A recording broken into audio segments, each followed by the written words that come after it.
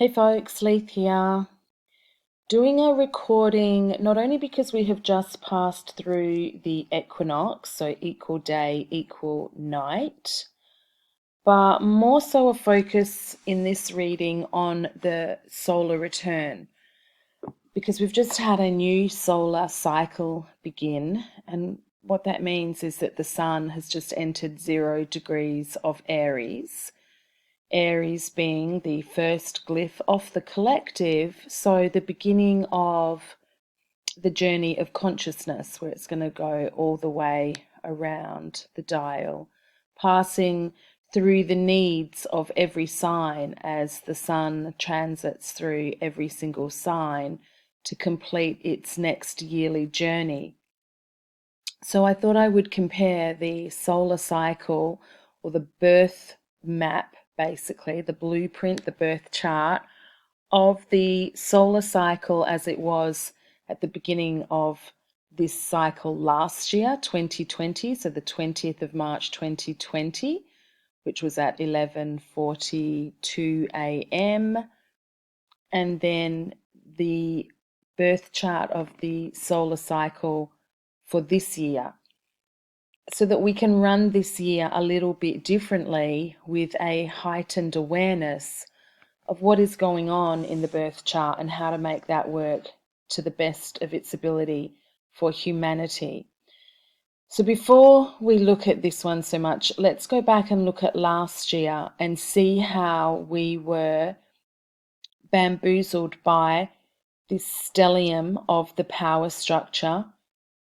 So if you've done your research into what was a super traumatic year that included a terrible health crisis, a confinement to the home, that health crisis is Hygeia, a lot of talking around health, confinement to the home, Vesta in Taurus. Vesta and Taurus love each other. They do a similar thing, but regardless, it was a health issue confining us to the home by a power structure that is very full on here, this stellium. I mean, we know that the year opened with that and it sat there for quite some time.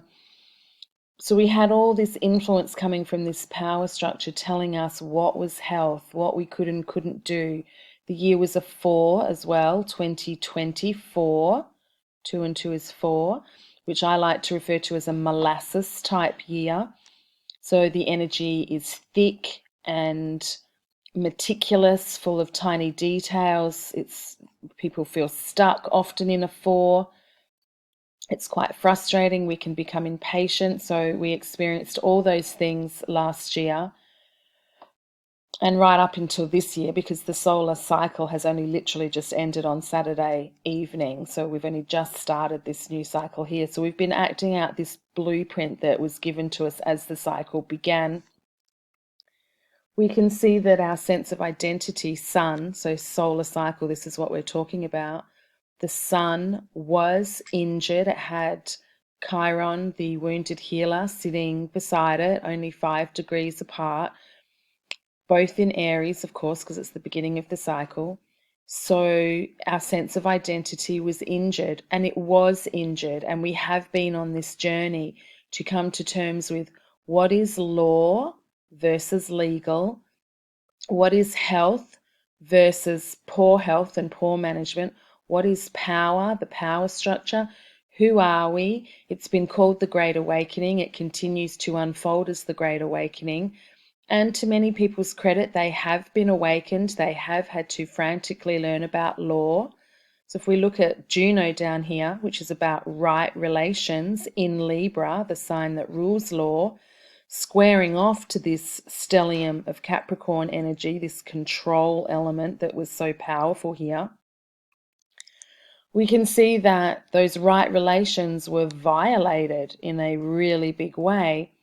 But at the same time, humanity lives in what's called custodianship. So we've been inside private trusts for centuries now, and the awakening of humanity is that we don't need to be in those private trusts anymore. So essentially, this is the power structure that was running the private trust, telling us what was good for us, and how many people should even be alive if we go to the Georgia Guidestones as a reference point. So it was also opposing, if we look at the nodal axes, the south node in Capricorn, which is to say we've always been in control, we've always done it this way, was opposing the north node in Cancer, which is about family and softness and unity around the family unit, emotions, gentleness. So this power structure wreaked havoc through our family, with the most extreme elements being isolation, loved ones dying without having someone to hold their hand, etc. A massive increase in suicide. So it's been really nasty, this whole unfolding. And so when we move over to here, we want to consider, with this new cycle, what is happening and how can we use it more to our benefit? How has humanity woken up? We can see the moon at the time in 2020 was in Aquarius in this blueprint, which was to say, wake up, humanity. Your sense of emotional security is dependent on humanity. So humanity has definitely had to club together and help each other out, which is not a bad thing. Not everything that came with this past year has been a bad thing, that is for sure. There's been good and bad. Now, if we come to 2021, this is now a 5 frequency, which is a much more vibrant energy than the 4. We get a lot more opportunities coming with the 5. And in truth, they come from the meticulous behavior that was necessary with the 4. This plotting, meticulous building, working stuff out. Eventually, it gives us some opportunities. So we can feel more excited this year that humanity has got more of a grip on what is happening with itself and our planet, because the planet belongs to the meek. The meek shall inherit the earth. It does not belong to the power structure. The power structure is always a public servant, and this public servant has overstepped its boundaries, including all corporations that believe that they can be creating laws and dispersing them out into community as blanket rules and regulations under terminology such as mandatory. That is completely fake. There is no such thing as mandatory anything. Everything is dependent upon consent, and that was clearly defined in the Nuremberg trials of 1947, in particular accessing the body with a vaccine, which is promoted and marketed as a form of health, a privately owned, profit-generating product in the marketplace as a vaccine alleging to be health. That is a complete abomination. It is completely ridiculous. You have to be completely asleep to believe that your health lives at the end of a privately owned vaccine. It lives in nature and being in harmony with nature. So if we look at this chart for this year, let's see what's happening. So, of course, Sun is again in Aries because it's the beginning of the solar cycle. It still is quite close to Chiron, but we no longer are, well, we're in the last degree. When it gets to 9 degrees, it's no longer going to be considered to be conjunct the Sun. So it's easing off in this wounding as we gather our tools around us to recognize how to navigate ourselves. This stellium has now dispersed itself, which is a fantastic thing. We can still see Pluto in Capricorn, and that is an awesome position for Pluto, and I will digress into that now quite quickly. Pluto is our most outer orb, and it has been tearing up this power structure because it gives us irreconcilable change. It moved into Capricorn on the 27th of November 2008, and it's going to be in Capricorn until the 21st of January 2024. So it's got only about 3 years left to go from a 15-year journey. And in that time, it started off by giving us the global financial crisis, which was to show us that the power structure that's currently running the show is toxic, is not in favor of the people, and it has been creating irreconcilable change the whole way. So as turbulent as things have been, it is a breakdown to breakthrough scenario, and we are so close to breaking through now, which is really joyful.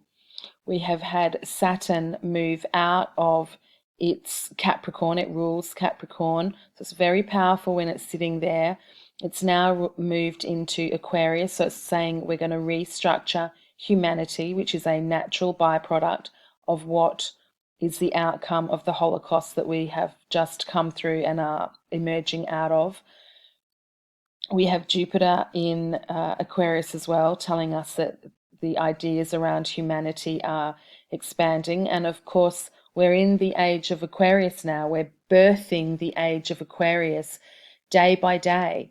So coming up out of guardianship, custodianship, is the birth of humanity, where it becomes self-governing, expanding itself. We have now this nice little stellium of Pisces setting in here. We have a very mature 28 degrees of Pisces for Venus. So our value systems have been shaken. We've had to do a lot of inner work to find out what's real, what's valuable. We've had to let go of a lot of tangible things that we might have had a lot of importance around, but at the end of the day, all that's left of us is our spirit. That's the only thing that passes over, along with the knowledge that it acquired whilst it was here. So it's been a real reckoning in that regard. So we also have Neptune in rulership in Pisces. So Neptune went into Pisces in 2011, 5th of April 2011. So it's sitting in its own sign until the 30th of March 2025.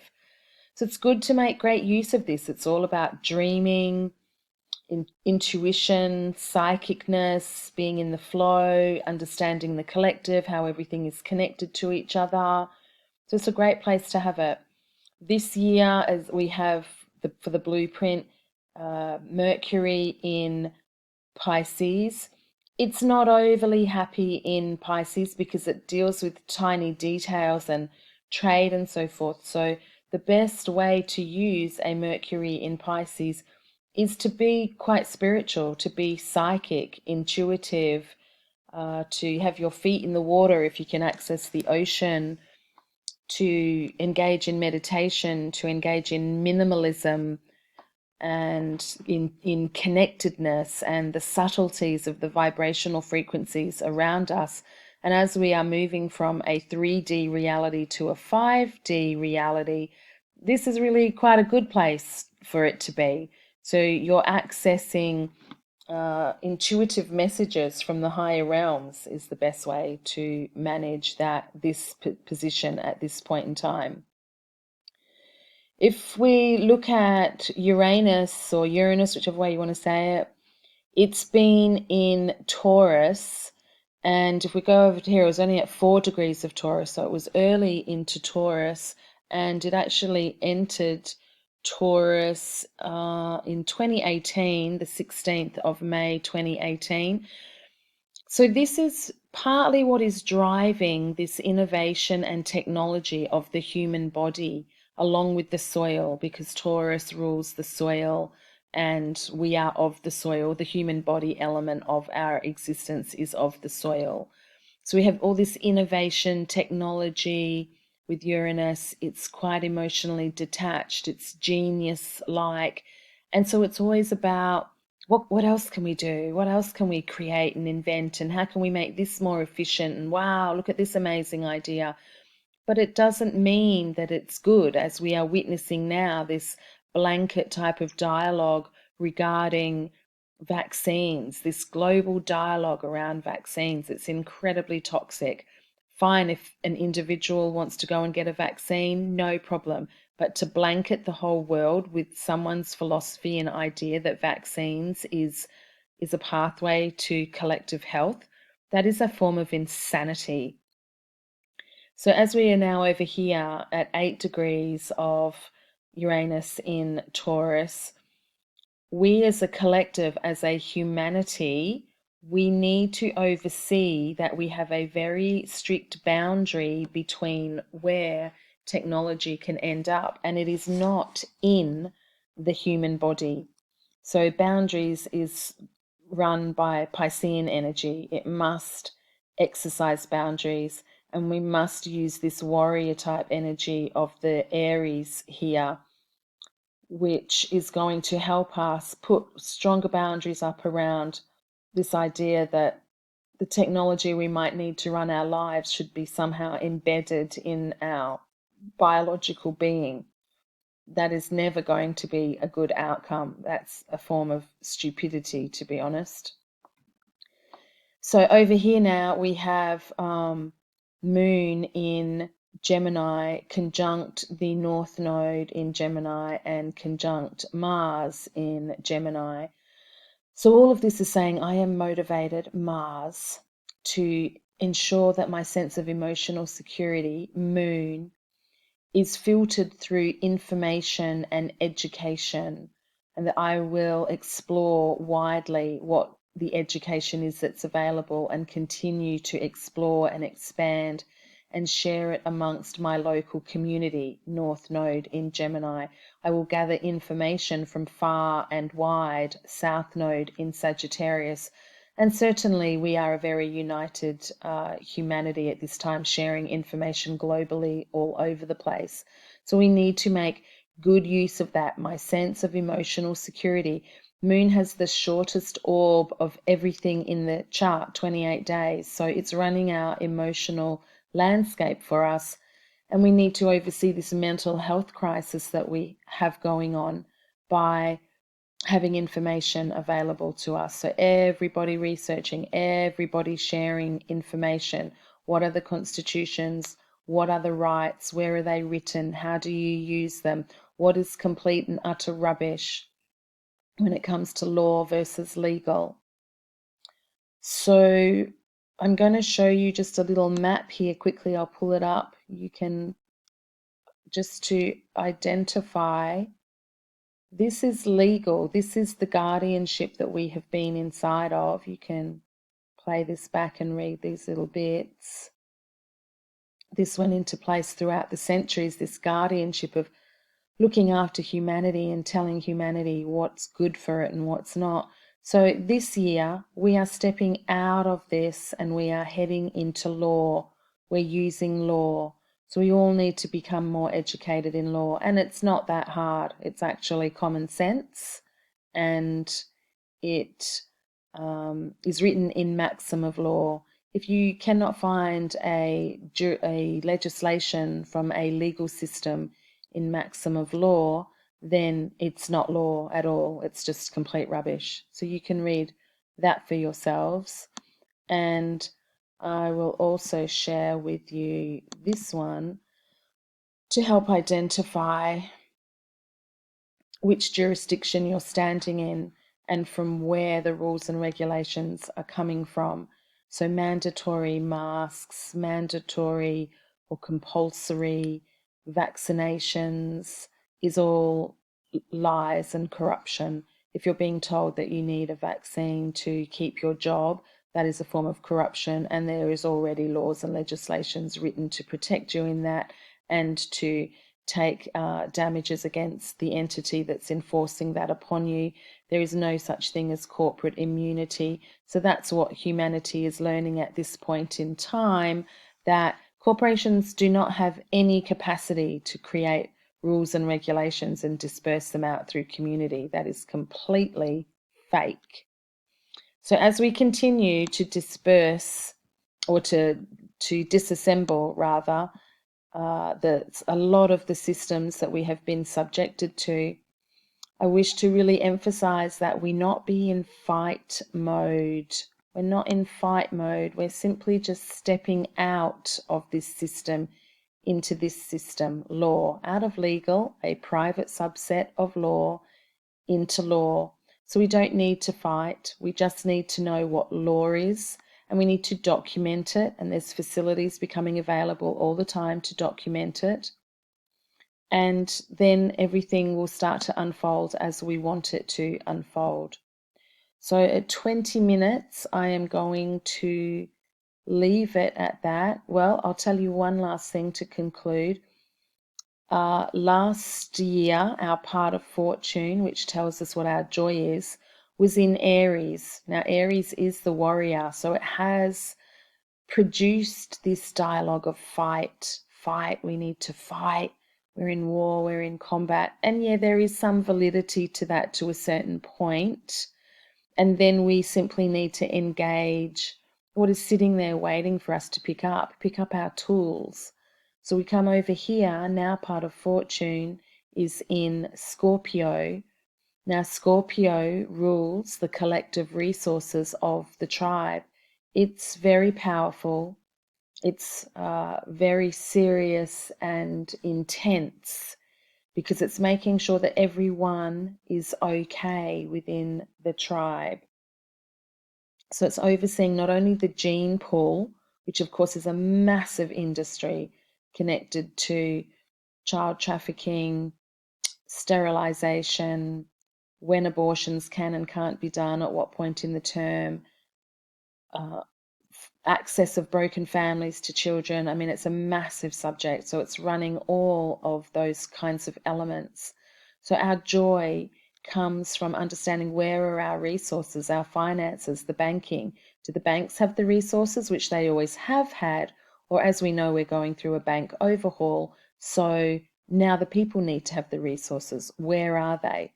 Let's get excited about looking for our resources, seeing where they are, and accessing them in a much more simple way than we have in the past, because we're stepping out of the guardianship and we are moving into law and out of legal. So dream big. Neptune is in Pisces. It loves that. It's its own sign. Dream big. We're in the last stages, the last 3 years of an irreconcilable overhaul to the power structure. We are stepping into play, humanity, humanitarianism. That's what's going on. Educate, disperse information. So at 22 minutes, I'm going to leave it at that. Peace and love. I hope you have found value in this birth chart of the new solar cycle. It is indeed much more positive than the one from last year. We should all make good use of this, and of course the sky continues to move, but indeed this is the blueprint that we have begun the year on. So peace, love, and blessings. Thank you.